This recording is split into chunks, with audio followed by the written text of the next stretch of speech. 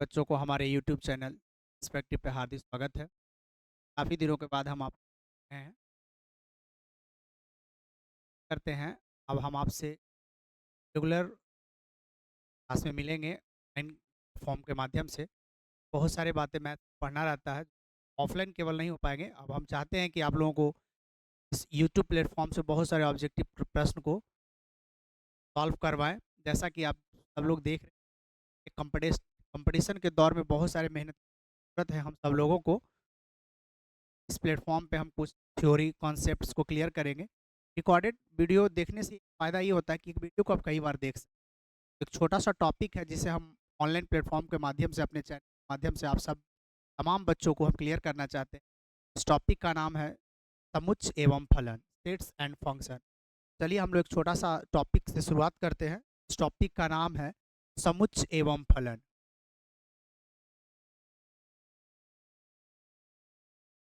समुच्च एवं फलन, states and function. States function बहुत ही महत्वपूर्ण और इम्पॉर्टेंट टॉपिक है। आप सभी बच्चे हमारे बातों पे ध्यान दीजिए और इस चीज़ को सबसे पहले हम लोग क्लियर करते हैं कि समुच्च है क्या। समुच्च हम लोग कहते किसे, समुच्च के बारे में हम सब लोग सबसे पहले जानते हैं। समुच्च क्या है, व्हाट इज सेट। सेट के बारे में सबसे पहले हम लोग क्लियर करते हैं। सेट है क्या, सेट कहते किसे है। सेट, उसको हम लोग हिंदी में बोलते हैं समुच्च। समुच्च, समुच्च का मतलब ही होता है, इसके नाम से क्लियर है, संग्रह, एक कलेक्शन। कलेक्शन का मतलब होता है जो वस्तु का संग्रह होता है, उस संग्रह को हम लोग समुच्च कहेंगे। बट यहाँ पे एक छोटी सी बातों को हमेशा ध्यान रखना कि सब तरह के वस्तु के संग्रह को हम लोग समुच्च नहीं करेंगे। वैसे वस्तु हो जो सुपरिभाषित वस्तु हो, यानी इसका जो सही डेफिनेशन होगा, सही जो परिभाषा होगा समुच्च का, वो होगा सुपरिभाषित वस्तुओं के संग्रह को समुच्च कहेंगे। तो जो पॉइंट बोलेंगे उसे आप लोग कॉपी पेन लेके बैठेंगे और नोट डाउन करते चलेंगे। एक एक पॉइंट को हम लोग क्लियर करेंगे। तो समुच्च का जो डेफिनेशन है, परिभाषा है, वो होता है कि सुपरिभाषित वस्तुओं के संग्रह को समुच्च कहते हैं। A collection of well defined object are called, यानी सुपरिभाषित वस्तुओं के संग्रह को हम लोग क्या कहते हैं, समुच्च कहते हैं। ये परिभाषा को पहले हम लोग लिख लेते। सुपरिभाषित, सुपरिभाषित वस्तुओं, वस्तुओं के संग्रह, के संग्रह को समुच्च कहते हैं। समुच्च कहते हैं।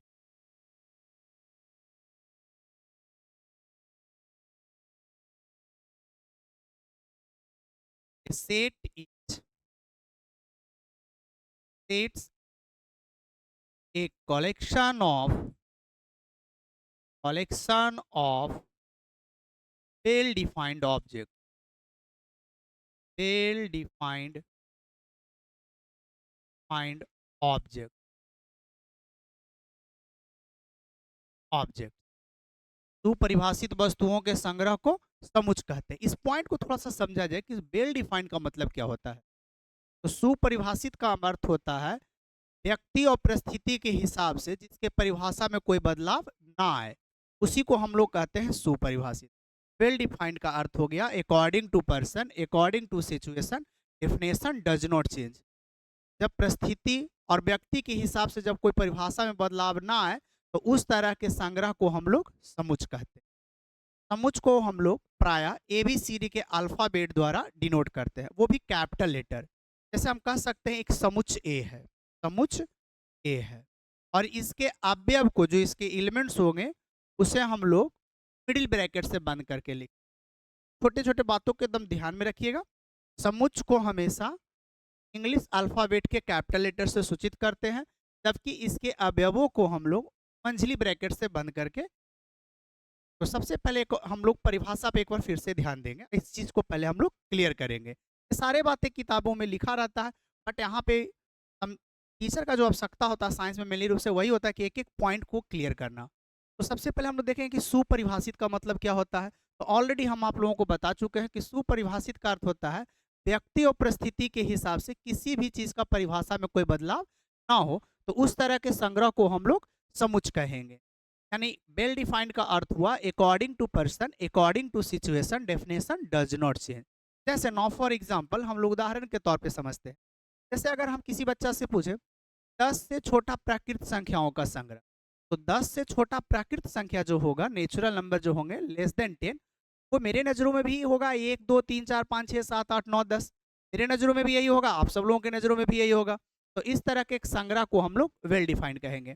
या फिर एग्जाम्पल के तौर पर ऐसे भी अगर हम आपसे पूछें, अगर हम बोले जाए कि जे से स्टार्ट होने वाले महीनों का संग्रह, इस महीना का नाम जे से स्टार्ट होता है, उस मंथ का नाम बताइए, तो मेरे नज़रों में भी जनवरी जून और जुलाई होंगे, आप सब लोगों के नज़रों में भी जनवरी जून और जुलाई होंगे।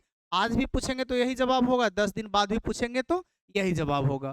तो इस तरह के वस्तुओं के संग्रह को हम लोग सुपरिभाषित वस्तु बोलते हैं, और सुपरिभाषित वस्तुओं के संग्रह को हम लोग समुच्चय बोलते हैं। उम्मीद करते हैं आप लोगों को ये बातें अच्छी तरह से क्लियर हो गया होगा। एक बार फिर से हम लोग क्लियर कर लेते हैं। सुपरिभाषित का मतलब होता है according to person, according to situation, definition does not change.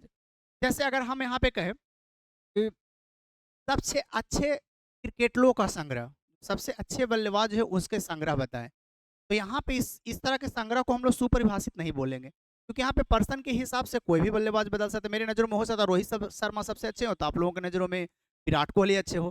तो इस तरह के कलेक्शन को हम लोग सुपरिभाषित वस्तु नहीं कहेंगे। अगर हम लोग एग्जाम्पल के तौर पर कहें कि यूट्यूब चैनल पर सबसे अच्छे गणित पढ़ाने वाले शिक्षकों का संग्रह, तो जो बच्चे हमसे जुड़े हैं वो हो सकता है मेरा नाम ले, बट इस तरह के कलेक्शन को हम लोग सुपरिभाषित नहीं करेंगे। सुपरिभाषित का मतलब होता है कि मेरे हिसाब से, आपके हिसाब से आज 10 साल बाद भी अगर पूछा जाए तो उसके परिभाषा में कोई बदलाव ना आए। तो इस तरह के वस्तुओं के संग्रह को हम लोग क्या कहते हैं? सुपरिभाषित। और सुपरिभाषित वस्तुओं के संग्रह को हम लोग समुच्चय बोलते हैं। और समुच्चय को हम लोग एबीसीडी के कैपिटल लेटर से डिनोट करते हैं। जैसे समुच्चय ए, समुच्चय बी, इस तरह से हम लोग करते हैं। उसके एलिमेंट्स को हम लोग मिडिल ब्रैकेट से बंद करके लिखते हैं। जैसे एक समुच्चय ए है जो 5 से छोटा प्राकृत संख्या को दर्शाता है। 5 से छोटा प्राकृत संख्या, तो 5 से छोटा प्राकृत संख्या ये हो गया, 1 से लेके कहाँ तक? 4 तक। हम भी अगर कहें कि 5 से छोटा प्राकृत संख्या बताओ कौन कौन है, तो 1 से लेके 4 तक। आप लोगों से पूछेंगे तो यही जवाब होगा, आज भी पूछेंगे तो यही होगा, 10 साल बाद भी पूछेंगे तो यही होगा। वही अगर एक एग्जाम्पल और लें, समुच्चय बी के बारे में अगर हम पूछें कि B is the set of collection of all vowels of English alphabet. अगर हम कहें कि बी जो है अंग्रेजी वर्णमाला के स्वरों का संग्रह है, तो अंग्रेजी वर्णमाला का जो स्वर होता है, वॉवेल्स जो होते हैं, वो होते हैं ए, ई, आई, ओ, यू। ठीक है, तो ये सभी के नजरों में सेम डेफिनेशन है। अगर किसी भी बच्चा से, किसी भी पर्सन से अगर ये बात पूछा जाए कि स्वरों का संग्रह का एक समुच्चय बताएं, तो प्रत्येक पर्सन, प्रत्येक व्यक्ति, प्रत्येक स्टूडेंट आपको यही जवाब देंगे। इस तरह के कलेक्शन को हम लोग क्या कहते हैं? समुच्चय कहते हैं। तो समुच्चय के बारे में एक बार फिर से हम लोग रिपीट कर लेते हैं। सुपरिभाषित वस्तुओं के संग्रह को समुच्चय कहते हैं। A set is a collection of well defined objects. Well defined का मतलब हुआ according to person, according to situation, definition does not change. समुच्चय को हम लोग इंग्लिश अल्फाबेट के किसी भी कैपिटल लेटर से डिनोट करते हैं। जैसे एक सेट ए हो गया, सेट बी हो गया। जैसे सेट ए में अगर हम यहाँ पे लिखें भाई कि किस तरह का ये कलेक्शन है, तो हम लोग कह सकते हैं कि 5 से छोटा प्राकृत संख्याओं का ये संग्रह है। हम पूछेंगे कि समुच्चय किस तरह के वस्तुओं का संग्रह है, तो हम लोग कह सकते हैं कि इंग्लिश वर्णमाला के स्वरों का संग्रह है। तो इस तरह के कलेक्शन को हम लोग क्या कहते हैं? सेट करते हैं। इस पॉइंट को थोड़ा सा आप लोग नोट डाउन करते चलिए, फिर आगे हम लोग बात करेंगे। ये हुआ समुच्चय का परिभाषा। चलिए आगे बात किया जाए, ध्यान दिया जाए, को मूव कर लेते हैं ताकि फिर से एक बार हम जितना भी पढ़ा है उसको एक बार फिर से हम रिकॉल कर दें आप लोगों के सामने। चलिए, तो समुच्चय समझ गए। अब हम लोग समझेंगे समुच्चय के प्रकार, टाइप्स ऑफ सेट। तो ऐसे मुख्य रूप से जो समुच्चय को है वो दो भागों में बांटा गया है। समुच्चय को मुख्य रूप से दो भागों में बांटा गया है, यानी सेट्स को मेनली रूप से दो भागों में डिवाइड किया गया है। एक होता है डिफिनिट सेट, डिफिनिट सेट, इसको हिंदी में हम लोग बोलते हैं निश्चित समुच्चय, निश्चित समुच्चय। और एक होता है इनडिफिनिट सेट, इनडिफिनिट सेट्स। इसको हम लोग बोलते हैं अनिश्चित समुच्चय। अनिश्चित समुच्चय। देखिए, निश्चित समुच्चय उसे कहेंगे जिसमें अवयवों की संख्या निश्चित हो। 10 अवयव, 20 अवयव, 100 अवयव, जिसमें अवयवों की संख्या फाइंड आउट किया जाए, ज्ञात किया जाए, मालूम हो, उसे हम लोग बोलेंगे निश्चित समुच्चय। जैसे एग्जाम्पल के तौर पे एक समुच्चय ए है जो 10 से छोटा सम संख्या को रिप्रेजेंट करता है। 10 से छोटा सम संख्या, तो 10 से छोटा सम संख्या आपका ये हो गया, इसको हम लोग बोलेंगे निश्चित। अगर हम आपसे ये पूछें कि बताइए समुच्चय ए में अवयवों की संख्या, यानी number of element in set ए, तो आप कहेंगे सर 4 अवयव हैं, क्योंकि इसके अवयव को हम लोग काउंट कर ले रहे हैं। तो इस तरह के समुच्चय को हम लोग निश्चित समुच्चय कहते हैं। इसमें अवयवों की संख्या मालूम हो, अवयवों की संख्या ज्ञात हो, उसे हम लोग निश्चित समुच्चय कहते हैं। और जिस समुच्चय में अवयवों की संख्या अज्ञात हो, जानकारी नहीं हो, मालूम नहीं हो, उसे हम लोग इनडिफिनिट सेट कहते हैं। जैसे एक एग्जांपल फिर से हम लेते हैं डिफिनिट सेट में। अगर ये बोला जाए 5 से मल्टीपल, 5 के मल्टीपल 50 से छोटा नेचुरल नंबर, तो 5 के मल्टीपल में 50 से छोटा, तो 5 के मल्टीपल में लिख दीजिए 5, 10, 15 डॉट डॉट डॉट, कहाँ तक रुक जाएगा बालक? 45 तक चला जाएगा। ये कैसा समुच्चय हो गया? निश्चित समुच्चय हो गया, डिफिनिट सेट हो गया। वही अगर बात करें अनिश्चित समुच्चय, अनिश्चित समुच्चय में अगर केवल बोले प्राकृत संख्याओं का संग्रह, तो प्राकृत संख्याओं को हम लोग ऐसे इंग्लिश अल्फाबेट के कैपिटल लेटर एन से डिनोट करते हैं।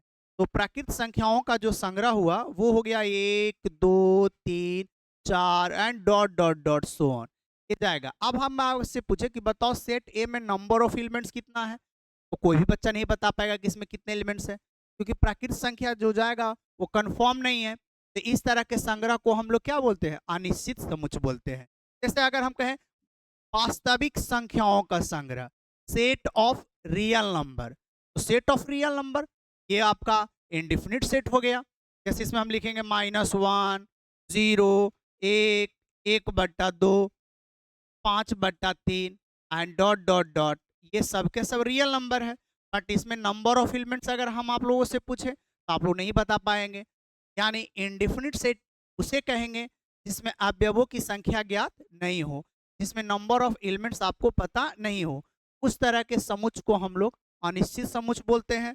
और एक होता है निश्चित समुच्चय, यानी वैसे समुच्चय जिसमें अवयवों की संख्या ज्ञात हो, उसे हम लोग क्या बोलेंगे? निश्चित समुच्चय बोलेंगे। उम्मीद करते हैं ये बात आप लोगों को क्लियर हो गया होगा। तो जो जो पॉइंट बताते चलेंगे, कॉपी पेन लेकर के आप सब लोग बैठेंगे मेरे प्यारे बच्चों, और एक एक पॉइंट को हम लोग नोट डाउन करते चलेंगे और लिखते चलेंगे।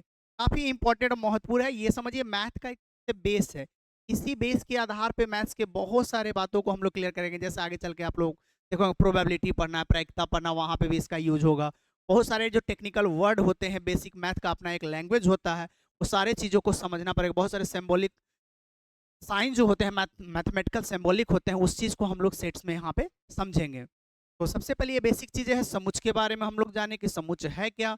समुच्चय को मेनली रूप से 2 भागों में बांटा गया है, डिफिनिट और इनडिफिनिट। ये दोनों एग्जाम्पल आपके सामने बोर्ड पे लिखा हुआ है। आप उम्मीद करते हैं ये सारी बातें आप लोगों को क्लियर हो गया होगा। अब देखिए हम लोग आगे बढ़ेंगे। टाइप्स ऑफ सेट्स, अब इसी में जो सेट्स हैं उसके कुछ महत्वपूर्ण प्रकार हैं, उस चीज़ को हम लोग क्लियर करेंगे। जैसे यदि हम आपसे पूछें, बताया जाए सिंगलटन सेट किसे कहते हैं, यानी टाइप ऑफ सेट्स में अगर बात करें सिंगलटन सेट,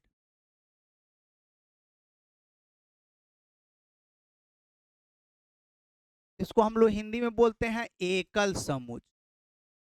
एकल समुच्चय, ध्यान दिया जाए।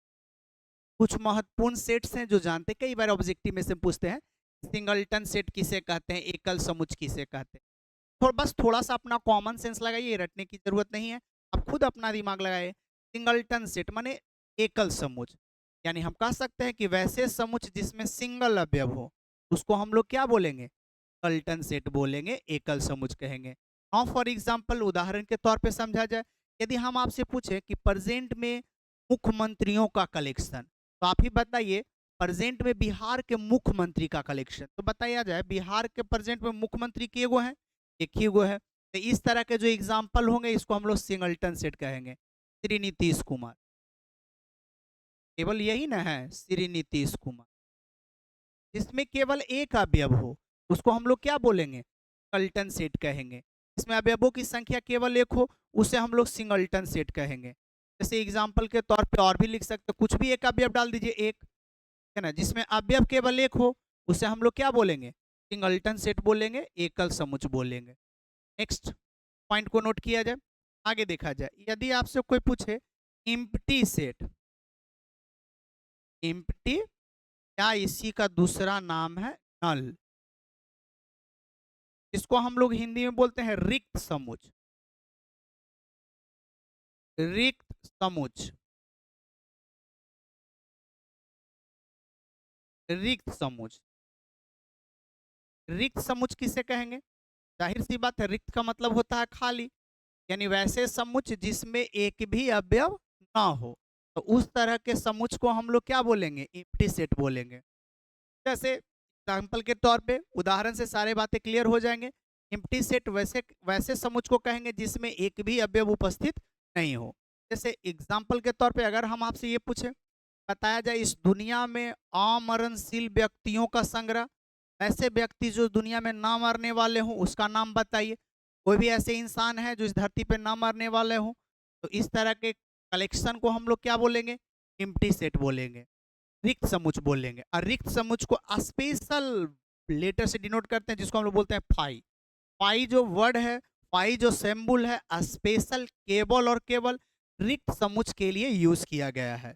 अब फाई जब रहेगा तो इसमें कोई भी अवयव नहीं रहेगा, केवल एक ब्रैकेट से बंद कर दीजिए, इसका मतलब इसमें एक भी अवयव शामिल नहीं है, तो ये क्या हो गया, एम्प्टी सेट हो गया। अगर इसमें एक पॉइंट भी दे दीजिएगा तो वो बिंदु उसका एलिमेंट बन जाएगा।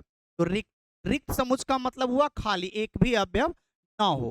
समझ रहे हैं ना बात को, कैसे उस एग्जाम्पल के तौर पे कह सकते हैं, ठीक है, जो इस धरती पे ना मरने वाले व्यक्तियों का संग्रह क्या हुआ, आपका रिक्त समुच्चय का एग्जाम्पल है। अब देखिए आगे अगर हम बात करें, चलिए यहाँ पे नोट कर लेते हैं, पेयर ऑफ सेट, युग्म समुच्चय, पेयर सेट, युग्म समुच्चय।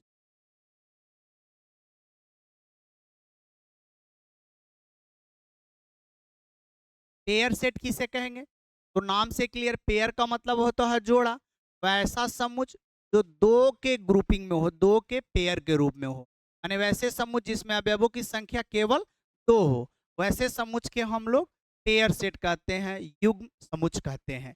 जैसे उदाहरण के तौर पे एक समुच्चय ए है जिसमें दो अवयव है 3 और 5, जिसमें दो अवयव शामिल हो उसको हम लोग पेयर सेट बोलेंगे। जैसे ऐसे भी लिख सकते हैं हम लोग, एक इक्वेशन ले लें, कहें कि इस इक्वेशन के सॉल्यूशन का संग्रह, इसका जो हल होगा उसके संग्रह को दर्शाइए। तो इसको सॉल्व करेंगे तो यहाँ से x का 2 मान निकलेगा, एक 2 निकलेगा और एक 5 निकलेगा। बताया जाए समुच्चय बी में जो अवयव है कितने अवयव हैं, 2 अवयव है। तो जिस समुच्चय में अवयवों की संख्या 2 हो उसको हम लोग बोलते हैं पेयर सेट। एक बार फिर से रिपीट कर दिया जाए, देखिए सिंगलटन सेट ऐसा समुच्चय जिसमें सिंगल अवयव हो, जैसे प्रेजेंट में भारत के प्रधानमंत्रियों का संग्रह, तो प्रेजेंट समय में हमारे देश के प्रधानमंत्री कितना है, एक है। तो इस तरह के ग्रुप को, इस तरह के कलेक्शन को हम लोग सिंगलटन सेट बोलेंगे, यानी वैसा समुच्चय जिसमें सिंगल अवयव, this is called singleton set. Next है एम्प्टी सेट, रिक्त समुच्चय, रिक्त का मतलब ही होता है खाली, यानी वैसा समुच्चय जिसमें एक भी अवयव शामिल ना हो, ऐसे समुच्चय को हम लोग क्या बोलेंगे, रिक्त समुच्चय बोलेंगे। जैसे एग्जाम्पल के तौर पे अगर हम कहें इक्वेशन एक्स स्क्वायर प्लस 5 बराबर 0 का वास्तविक हल बताया जाए, इसको हल करिएगा तो इसका एक भी रियल वैल्यू नहीं निकलेगा। तो इसका रियल वैल्यू नहीं निकलने का मतलब है ये कैसे समुच्चय के संग्रह को रिप्रेजेंट करेगा, रिक्त समुच्चय के संग्रह को रिप्रेजेंट करेगा। पेयर ऑफ सेट का मतलब होता है वैसा समुच्चय जिसमें अवयवों की संख्या 2 हो, जिस समुच्चय में अवयवों की संख्या 2 हो उसको हम लोग पेयर सेट बोलते हैं, यानी वो हमेशा जोड़ा के रूप में रहेगा, जहां पे जोड़ा के रूप में रहेगा उसे पेयर सेट बोलेंगे। जैसे एक समुच्चय और हम ले लेते हैं सी, सी एक समुच्चय है जो प्रेजेंट में उप मुख्यमंत्रियों के संग्रह को दर्शाता है। तो अभी प्रेजेंट में बिहार के जो उप मुख्यमंत्री हैं वो 2 गो हैं। अब सब लोगों को मालूम होगा, एक सम्राट चौधरी और एक विजय सिन्हा। तो जब 2 के रूप में हो तो उसको हम लोग क्या बोलेंगे, पेयर सेट बोलेंगे। उम्मीद करते हैं ये बातें क्लियर हो गया होगा। चलिए अब हम लोग आगे पॉइंट की ओर बढ़ते हैं। नेक्स्ट पॉइंट की ओर हम लोग बढ़ेंगे, आगे मूव करते हैं। सारे बच्चे सारे पॉइंट को नोट डाउन करते चलेंगे और किताब से जुड़े रहेंगे, हमारे यूट्यूब चैनल से जुड़े रहिए। उम्मीद करते हैं आप लोगों को कहीं पे कोई समस्या नहीं होगा। मानते हैं कि हमें यूट्यूब चैनल पे आए हुए काफ़ी दिन के बाद हम आप लोगों से मिल रहे हैं। चलिए नेक्स्ट पॉइंट के बारे में हम लोग बात करेंगे। देखिए ध्यान दिया जाए, सबसेट मोस्ट इंपॉर्टेंट, जिसको हम लोग बोलते हैं उपसमुच। उपसमुच उपसमुच के बारे में समझा जाए, बहुत ही इंपॉर्टेंट पॉइंट है। इस पॉइंट को पहले हम लोग क्लियर करते हैं। सबसेट किसे कहते हैं? तो सबसे पहली बात हम लोग सेट के बारे में जान रहे हैं। सेट मान लेते हैं कि एक सेट ए है, उस सेट में जो अवयव है 10 से छोटा विषम संख्या, 10 से छोटा विषम संख्या, ठीक है। तो 10 से छोटा विषम संख्या ये हो गया, तो एक समुच ए है। इसके मदद से जो समुच बनेगा उसी को हम लोग बोलते हैं उपसमुच। यानी किसी समुच के मदद से, यानी किसी समुच के अवयवों के मदद से जो नए समुच का निर्माण होता है उसी को बोलते हैं हम लोग सबसेट। जैसे अब इससे देखिए टोटल नंबर ऑफ सबसेट जो होगा वो क्या हो सकता है, जो देखिए एक तो हो सकता है सर एक, एक हो सकता है क्या 3, ये सब का सब क्या है, जैसे 3 और 5 इसी अवयव के न मदद से बन रहा है। तो इसके अवयव इसी अवयव के मदद से जो बन रहा है 1 3 5, ये सब का सब क्या है 3 5 9, ये सब का सब क्या है सबसेट है। यानी हम कह सकते हैं एलिमेंट 1 जो यहाँ से जो सेट बना 1 is the subset of set ए, यानी समुच ए का यह इसके मदद से ये बना है। तो ये समुच ए के अवयव के मदद से जिस समुच का निर्माण होगा उसी को हम लोग सबसेट बोलते हैं। यानी अब इसको अगर हम नाम दे दें अपने तरफ से, एक समुच बी दे देते हैं। अब बी में अवयव लिख दिए सपोज दैट 3 5 9, तो हम लोग कह सकते हैं बी जो है ए का क्या चीज है उपसमुच है, क्योंकि ए में जो अवयव इन्वॉल्व है उसी अवयव के न मदद से समुच बी का निर्माण किया गया है। तो जिस अवयव के मदद से बना है उसी को हम लोग बोलते हैं उपसमुच। यानी हम कह सकते हैं अपने शब्दों में कि बी जो है समुच ए का क्या है उपसमुच है। क्लियर है? यानी ऊपर वाले अवयव के मदद से जो नीचे में बनेगा वह उसका क्या कहलाएगा उपसमुच कहलाएगा। यानी B is the subset of A, और इसका जो सैम्बुल होता है वो सबसेट का वो ऐसा होता है, ये होता है। इसको हम लोग पढ़ेंगे D is subset of A. Clear है? ये इसका सबसेट हो गया। उम्मीद करते हैं सबसेट का अर्थ भी समझ गए होंगे। यदि कोई सेट दिया हुआ है और उस सेट के अवयव के मदद से जो नया सेट का निर्माण होगा, समुच का निर्माण होगा, उसी को हम लोग कहते हैं उपसमुच। This is called subset. Clear है? चलिए नेक्स्ट पॉइंट की ओर हम लोग बढ़ेंगे। एक एग्जाम्पल और हम लेंगे आप लोगों के सामने। देखिए नेक्स्ट एग्जाम्पल, जैसे एक समुच ए ले लिए, इसमें अवयव है ए बी सी। अब हम कहेंगे कि समुच ए के मदद से कुल कितने उपसमुच बनाए जा सकते हैं। VVI for objective question. देखिए ऑब्जेक्टिव के लिए काफी महत्वपूर्ण है। अब देखिए इसके मदद से बनाइए कुल कितने बनेंगे, तो कहेंगे सर एक तो आपका ए हो गया समुच, एक देखा जाए ए और बी हो गया, सॉरी पहले सिंगल सिंगल बना लिया जाए, एक बी हो गया, एक आपका सी हो गया, एक आपका ए और बी हो गया, एक आपका ए और सी हो गया, और एक आपका बी और सी हो गया, और एक आपका हो गया ए बी सी। ये भी तो हो गया। देखिए 1 2 3 4 5 6 7, और एक अपने तरफ से लीजिए 5, हम किसी को ना लें, एक भी इसमें से ना लें, तो वो भी तो इसका 5 जो होता है ना वो किसी भी सेट का सबसेट होता है। तो यानी ये दिए गए जो सेट है इसके मदद से कुल सबसेट कितना बन गया, टोटल 8 गो बन गया। इसका फॉर्मूला होता है नंबर ऑफ टोटल सबसेट बराबर total subset is equal to 2 के power n, where n is the number of element of given set, जहां n जो है दिए गए समुच्चय में अवयवों की संख्या को दर्शाता है। ये फॉर्मूला हो गया टोटल नंबर ऑफ सबसेट निकालने का। जैसे इसमें कुल कितने अवयव हैं, 3 अवयव हैं, तो इस 3 अवयव के मदद से कुल जो सबसेट बनेगा, उप समुच्चय बनेगा, वो कुल के गो बनेगा, 8 गो बनेगा। ठीक है। अब अगर आपसे कोई पूछे ऑब्जेक्टिव में एक समुच्चय है जिसमें अवयवों की संख्या 5 है, उस अवयव के मदद से बनने वाले कुल उप समुच्चयों की संख्या बताइए। ये फॉर्मूला बन गया। तो कुल जो नंबर ऑफ सबसेट जो होगा उसका फॉर्मूला हो गया 2 के पावर n, यानी अगर उसमें 5 अवयव है तो 5 अवयव के मदद से जो टोटल सबसेट बनेंगे वो 2 के पावर 5 बनेंगे। उम्मीद करते हैं ये बात क्लियर हो गया। इस पॉइंट को एक जगह नोट कर लेना है। टोटल नंबर ऑफ सबसेट बराबर होता है कुल उप समुच्चयों की संख्या बराबर होता है 2 के पावर n। तो उम्मीद करते हैं आप लोगों को सबसेट निकालने के लिए आ गया होगा। सबसेट का अर्थ हुआ कि दिए गए अवयव के मदद से जो नया आपका जो समुच्चय बनेगा, जो नया अवयवों का जो कलेक्शन होगा, उसी को हम लोग सबसेट बोलते हैं। क्लियर है। चलिए नेक्स्ट पॉइंट की ओर हम लोग थोड़ा सा बढ़ जाते हैं।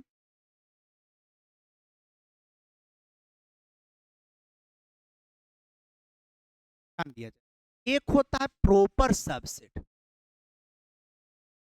प्रॉपर सबसेट उचित उप समुच्चय, हिंदी में बोला जाए तो उचित उप समुच्चय। इसका अर्थ समझा, प्रॉपर सबसेट का मतलब, ठीक है। जैसे एक समुच्चय है, इसका अवयव है ए बी सी, ठीक है। अब बी में जो है वो केवल ए बी होना चाहिए, यानी प्रॉपर सबसेट जो होगा ना वो इस अवयव से कम होगा, यानी पूरा का पूरा इसमें नहीं मिलना चाहिए। इसको कहेंगे B is proper subset of A. ये जो सिंबल होता है ना ये केवल ये प्रॉपर सबसेट का होता है, और सबसेट का जो सिंबल होता है ना ये इस तरह से होता है। इसका मतलब इसका प्रत्येक अवयव इसमें रह भी सकता है और नहीं भी रह सकता। जबकि यहाँ पे कंसेप्ट बस थोड़ा सा ध्यान देने की वाली बात है, समुच्चय ए में जो अवयव होगा ना वो बी के अवयव से एक अवयव या एक से अधिक अवयव उसमें ज्यादा होगा, तो इसी को हम लोग बोलते हैं प्रॉपर सबसेट। जैसे देखिए सबसे बेस्ट एग्जांपल है प्रॉपर सबसेट का। अगर हम बोलें कि natural number is proper subset of integer number, देखिए प्रत्येक नेचुरल नंबर इंटीजर नंबर है कि नहीं, प्रत्येक इंटीजर नंबर नेचुरल नंबर है नहीं। लेकिन देखिए प्राकृत संख्या कौन है, एक से शुरू करिए हो गया। और जबकि यहाँ पे इंटीजर नंबर है जो पूर्णांक संख्या वो निगेटिव भी होता है पॉजिटिव भी होता है। इसका प्रत्येक अवयव तो इसमें इन्वॉल्व है, इसका प्रत्येक अवयव इसमें इन्वॉल्व नहीं ना है। प्रॉपर सबसेट में यही खासियत है कि बी का प्रत्येक अवयव इसमें होना चाहिए लेकिन ए में एक आध अवयव अधिक होना चाहिए। तो इस तरह के समुच्चय को हम लोग प्रॉपर सबसेट कहते हैं। अब यहाँ पे कहें integer number is proper subset of rational number, परिमेय संख्या। देखिए प्रत्येक पूर्णांक संख्या है जो परिमेय संख्या है, लेकिन प्रत्येक परिमेय संख्या पूर्णांक संख्या नहीं ना है, नहीं है। फिर हम कह सकते हैं रेशनल नंबर यानी परिमेय संख्या जो है प्रॉपर सबसेट होता है किसका, रियल नंबर का। इस सबसे बेस्ट एग्जांपल है प्रॉपर सबसेट का। प्रॉपर सबसेट का मतलब होता है, एक बार फिर मेरे बातों को ध्यान से समझा जाए, समुच्चय बी का प्रत्येक अवयव में अगर शामिल है और उसमें एक्स्ट्रा रहना नेसेसरी है तब वो प्रॉपर सबसेट कहलाएगा। जबकि सबसेट में ऐसा कोई कंडीशन नहीं, तो इसलिए देखे थे वहां पे देखिए बराबर का चिन्ह भी लगता है। इसका टोटल अवयव बराबर भी हो सकता है, बराबर नहीं भी हो सकता है, लेकिन प्रॉपर सबसेट में नेसेसरी कंडीशन हो जाता है कि इसका प्रत्येक अवयव जो है इसमें शामिल हो और प्लस ए में एक्स्ट्रा अवयव होना चाहिए। समझ रहे ना बात को। तो इस तरह के एग्जाम्पल को हम लोग क्या कहेंगे, प्रॉपर सबसेट कहेंगे। क्लियर है। चलिए आगे देखा जाए।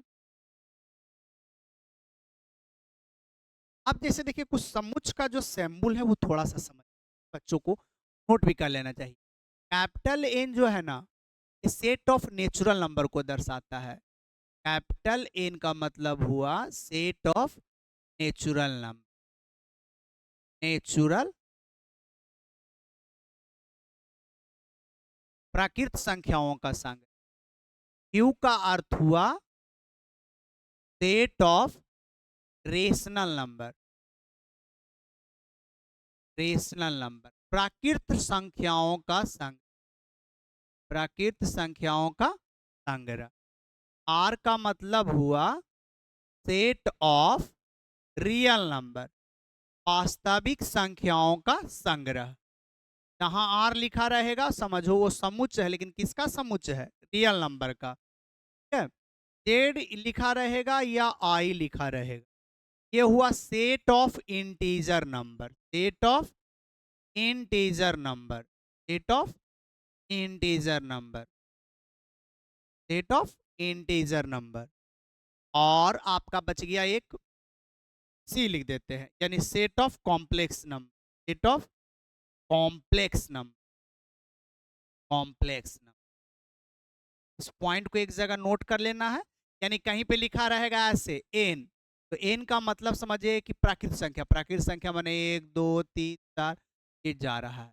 जितने भी एग्जाम्पल ये हम आपके बोर्ड पे जो सैम्बल लिखे हैं, संकेत लिखे हैं, ये सब के सब अनिश्चित समुच्चय का एग्जाम्पल है, क्योंकि इसमें अवयवों की संख्या ज्ञात नहीं है। अब आप बताइएगा कि कुल प्राकृत संख्याओं की संख्या बताएं, कुल प्राकृत संख्या कितना है, तो बता पाइएगा नहीं ना। तो जिसमें अवयवों की संख्या ज्ञात ना हो अनिश्चित समुच्चय कहलाएंगे।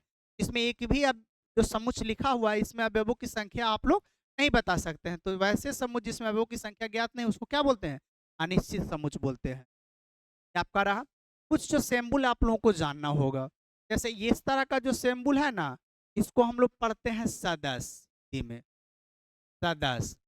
ठीक है, या इंग्लिश में अगर पढ़ा जाए इसको तब पढ़ते हैं बिलोंग्स टू, इसको हम लोग क्या पढ़ते हैं? Belongs to. एक सिंबल ये होता है बालक, ये ऐसे है, लेकिन इसको अगर ऐसे कट कर दिए, इसका हिंदी हो गया कि सदस्य नहीं है, सदस्य नहीं है। अंग्रेजी में अगर बोला जाए तो इसको बोलेंगे does not belongs, does not belongs, does not belongs to. इस पे थोड़ा सा पॉइंट को समझ लिया जाए, सिंबल का अर्थ जो अभी हम बताएं आप लोगों को। देखिए, जैसे यदि हम आपके सामने ले एक समुच्चय ए है जिसका अवयव है 2 3 5 7 8, ठीक है। फिर अब यदि हम इसमें कहें क्या 2 जो है समुच्चय ए का अवयव है? यस है, 2 इसमें शामिल है ना, तो इसको बोलेंगे 2 बिलोंग्स टू ए। हम बोलेंगे क्या 5 जो है समुच्चय ए का अवयव है, 5 इसमें शामिल है, तो हाँ है, तो हम बोलेंगे 5 बिलोंग्स टू ए। लेकिन जैसे ही हम बोलेंगे क्या 6 समुच्चय ए में शामिल है इसमें नहीं, तो नहीं रहेगा तो इसको काट देंगे। मतलब 6 जो है ए का सदस्य नहीं है। इसको हम लोग क्या प्रोनाउंसिएशन करेंगे, इसका उच्चारण जो करेंगे हम लोग वो लिखेंगे 6 डज नॉट बिलोंग्स टू ए, मतलब जो 6 है वो समुच्चय ए का सदस्य नहीं है। यानी यह सिंबल जो बताता है बालक, ये बताता है सदस्य को, और यह जो सिंबल बताता है ये बताता है कि वह उसका सदस्य नहीं है। ठीक है, ये सारे बातों को थोड़े अपने माइंडों में रखिएगा, और इसी तरह से क्वेश्चन को समझने के लिए, इसी तरह से थ्योरी को क्लियर करने के लिए हमारे यूट्यूब चैनल जीनियस फैक्ट्री से आप सब लोग जुड़े रहें, और इसी तरह से हम आप लोगों को रेगुलर वीडियो प्रोवाइड कराते रहेंगे।